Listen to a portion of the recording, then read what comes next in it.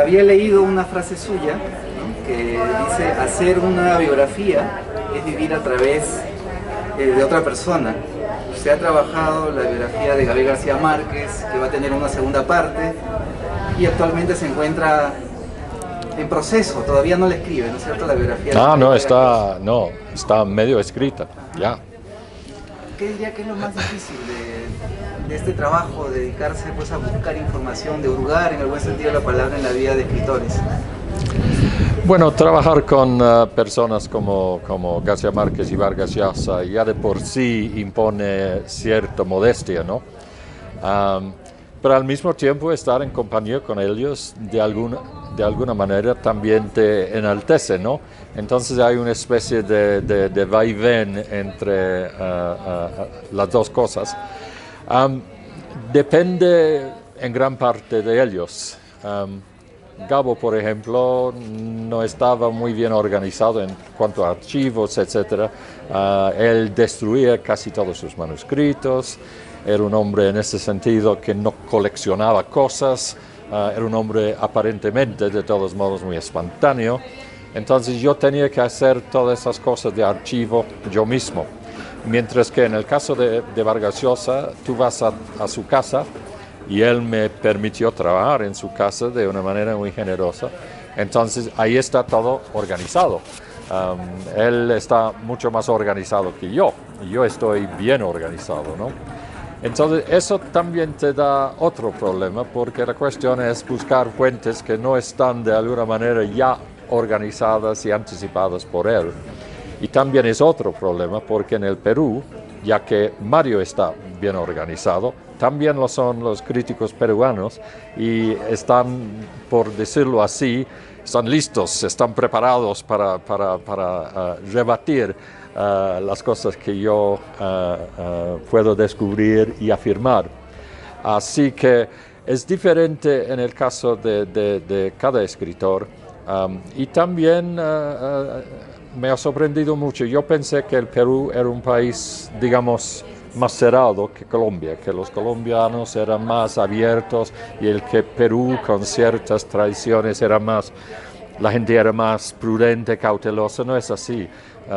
Los peruanos han sido muy abiertos. No he tenido ningún problema para entrevistar a la gente, etcétera. ¿Qué es lo más importante que debe tener en cuenta un biógrafo? Porque hay algunos obstáculos. Hay biografías no autorizadas, autorizadas, toleradas, como la de García Márquez, pero ¿qué es lo que se debe tener en cuenta al momento de emprender ese trabajo de hacer una biografía? Bueno, obviamente todo es una cosa muy complicada, porque la gente quiere ayudarte, pero no quiere tampoco que vayas demasiado lejos, entre comillas. Entonces, todo es cuestión de discreción y de ética, y sobre todo de confianza. Vargas Llosa no tiene la menor idea, realmente, de si yo lo voy a traicionar de alguna manera. Yo podría estar buscando toda la información negativa posible para hacerle daño. Él no sabe. Él me conoce, y él sabe que yo, en el caso de García Márquez, no lo traicioné. Entonces eso ya le da, pero podría ser, García Márquez no me conocía cuando yo comencé. Yo podría haber hecho cualquier cosa. Creo que había hecho alguna investigación, un poco como la CIA, ¿no?, para hablar pero aún así yo podría haber hecho cualquier cosa. Entonces la confianza es muy importante, la discreción es muy importante, pero al mismo tiempo ellos te hacen favores. Entonces, ¿cómo vas a ser, digamos, brutalmente franco hablando de una persona que te ha hecho un gran favor? Eso también es complicado. Entonces, sin entrar en clichés y sin ser muy pretenciosa, es una cosa muy moral, una cosa muy ética hacer una biografía. Cada línea que tú escribes lo tienes que pensar, y implica una decisión de alguna manera moral, que también es estratégica, ¿no? ¿Qué tipo de historia voy a contar y qué cosas puedo incluir y desde qué punto de vista? Es una cosa, yo sabía que iba a ser complicado, pero ha sido mucho más complicado de lo que yo me imaginé. García Márquez le dijo, seré lo que tú quieres que sea mi biografía. Vargas Llosa, ¿qué le ha dicho? Uy, qué susto. Eso le ha dicho. Sí, lo dije en broma. Yo creo que no es el tipo de frase que Mario utilizaría. Es una persona, digamos, más, ¿cuál será la palabra? Todas las palabras que voy a utilizar son complicadas. En cierto sentido, iba a decir más fría, como yo también soy más fría. García Márquez, un caribeño, es el tipo de cosas que ellos dicen. Fue una cosa muy generosa, pero al mismo tiempo también era muy... Decir eso también es muy inteligente, porque diciendo eso sabía que de alguna manera también implicaba una deuda, ¿no? Decirlo con esa generosidad implicaba que yo tenía que tomar muy en serio mis responsabilidades. Pero eso me lo dijo después de varios años y Mario ya tiene tiempo para decirme cosas semejantes y a ver qué dice eventualmente, no lo sé todavía. Y antes de volver a hablar de las biografías, usted empezó a leer a Miguel Ángel Asturias, el señor presidente, y luego empieza a trabajar su obra, pero en general, ¿cómo se interesa por la literatura latinoamericana? ¿Por qué no acaso investigar o dedicarse a trabajar sobre la literatura anglosajona, que es más cercana a usted? Yo desde la infancia quería viajar. De alguna manera quería no abandonar mi país, pero salir de mi país para hacer otra cosa. Era un país después de la guerra muy gris, ¿no? Todo muy limitado. Yo quería otra cosa, países con sol, ¿no? Cosas diferentes, aventuras de niño.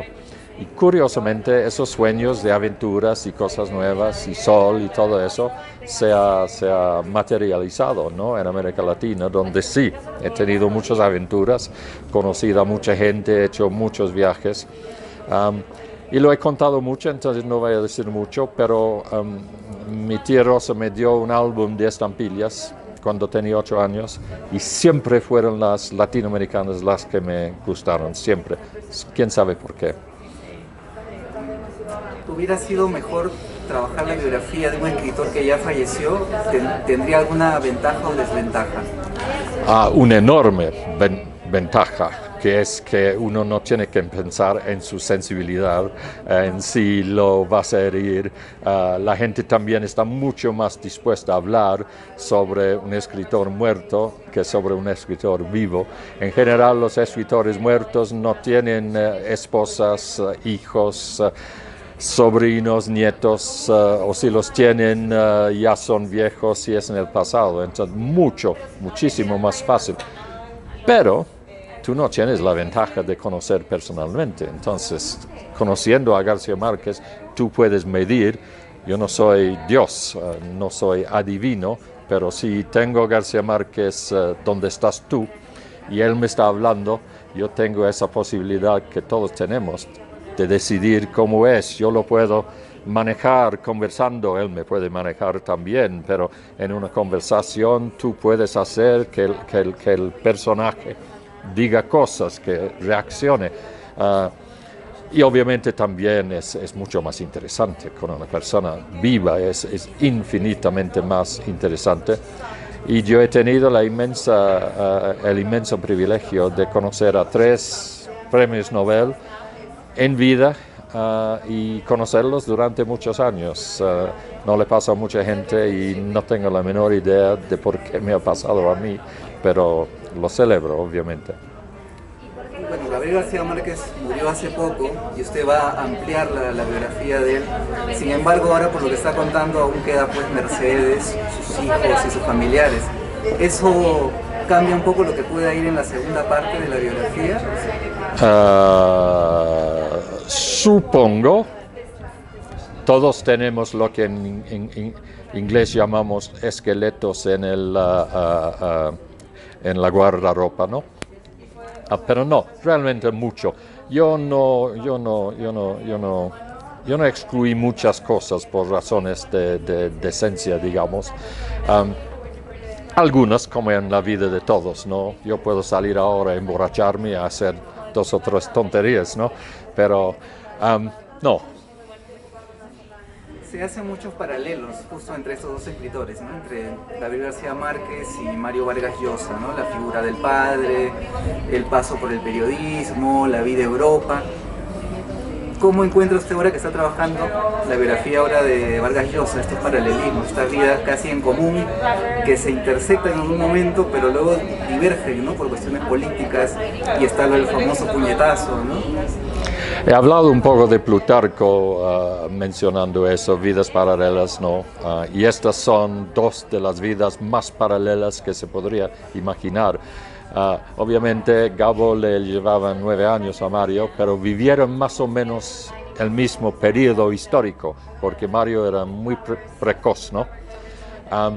Entonces, eso lo hace más interesante, poder comparar sus reacciones a cualquier época histórica, ver que coincidieron realmente desde Caracas en el 67 hasta el puñetazo en México en el 76. Es casi una década de convivencias o de encuentros frecuentes. Eso me parece más interesante. Y además yo creo que son indudablemente los 2 escritores de su época que más han reaccionado a la historia, a lo que estaba pasando, que más han tomado partido políticamente, etc. Ya que ayer estuve en la biblioteca aquí, hay algunos libros de García Márquez dedicados a Vargas Llosa, ¿no? Que Mario ha regalado, donde lo llama hermano, es decir, eran casi hermanos durante algunos años. Eso es fascinante, porque ser humanos un tiempo y después ser, hay mucho ruido aquí, ¿verdad? Y después ser casi enemigos, adversarios de todos modos, eso es muy dramático, es para una historia, una novela e incluso una biografía, eso es fascinante. Y en esa vida paralela de estos 2 hermanos, de estos 2 grandes amigos, pues hay un capítulo ahí, ¿no? Que en la biografía de García Márquez también se aborda, pero ahora que supongo en la de Vargas Llosa habrá también la contraparte, ¿no? El capítulo del puñetazo y estas diferencias, ¿no? Desde otro punto de vista, sí, desde luego. Obviamente desde un punto de vista es una cosa sensacionalista, pero desde otro punto de vista, es decir, un drama en la vida de 2 hombres muy importantes, el final de una amistad. Si olvidamos la cuestión, digamos, de telenovela del puñetazo y pensamos un poco en la tragedia, el final de una amistad, entonces eso sí es una cosa muy interesante. Cuando también pensamos que se habían separado políticamente, que eran rivales literarios, ¿no? Hay muchas razones para pensar que el caso es muy interesante, aparte de sus aspectos telenovelescos, que también son divertidos, ¿no? La biografía de Mario Vargas Llosa está en proceso. Usted ha dicho que va a publicarla el próximo año. Probablemente será el 2017 ahora, para decir la verdad. La intención era hacerlo cuando cumpliera 80 años, ¿no? Sí, que es sí. 2016. Y lo que quería preguntarle es si acaso, ahí en el caso de la biografía de Vargas Llosa, ¿qué escollos encuentra hasta ahora, ¿no? Usted decía que él tiene una vida mucho más ordenada, pero... Sí, pero también ha vida mucho más dramática. En el caso de Mario, lo que hace es escribir, y después le pasan cosas. Pelea con García Márquez, pelea con Fidel Castro, pelea con los políticos, con Fujimori. Hay toda una serie de cosas. Ahora mismo está también embarcado en otra aventura de otro tipo. Es un hombre de muchísima disciplina, pero a veces tanta disciplina quiere decir que finalmente uno explota. Y es un hombre de pasiones que empiezan de niño, ¿no? Con los problemas con su papá.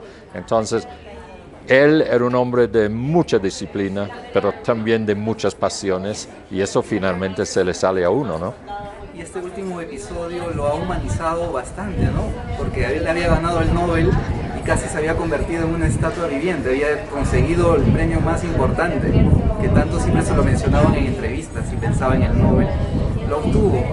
habló de un discurso muy emotivo, ¿no?, sobre su esposa, pero luego sucede esto, pero al fin y al cabo dicen es un hombre, es humano. Sí, tú lo has dicho, por ahora no lo voy a comentar. ¿Cómo podría definir usted la vida de García Márquez en una o en pocas palabras? Una historia, como él mismo dijo, casi un cuento de hadas, en que un pequeño niño tropical de un pueblo totalmente desconocido llega a ser amigo de presidentes y otros grandes políticos, de reyes, etc. Y llega a ser posiblemente, si no el escritor más famoso del mundo, uno de los 2 o 3 escritores más famosos de su época. Eso le pasa a muy pocas personas. Ese sería. ¿Y la vida de Vargas Llosa, cómo se puede definir en pocas palabras? La vida de Vargas, bueno, eso no se lo voy a decir ahora, porque la verdad, no, por razones muy concretas, que estoy a medio camino. Te iba a dar una frase que iba a ser una primicia. Ya tengo una idea, pero yo podría modificar esa idea y no quiero que por ahora tomen lo que digo como una cosa, y eso pasaría como cosa ya hecho de concreto. No lo quiero hacer. Usted siempre ha hablado, bueno, del plazo, el poco plazo que le queda para trabajar la biografía de Vargas Llosa, pero si acaso tuviera posibilidad, ¿de qué otro escritor le gustaría hacer una biografía? Ninguno. Con esos 12 Ninguno. Estos son series de Asturias, pero volver sobre Asturias ahora es casi imposible. Se ha muerto tanta gente y además yo también soy viejo ahora, entonces no me... Pero tu pregunta es hipotética. Sería Asturias, indudablemente sería el tercero, sí.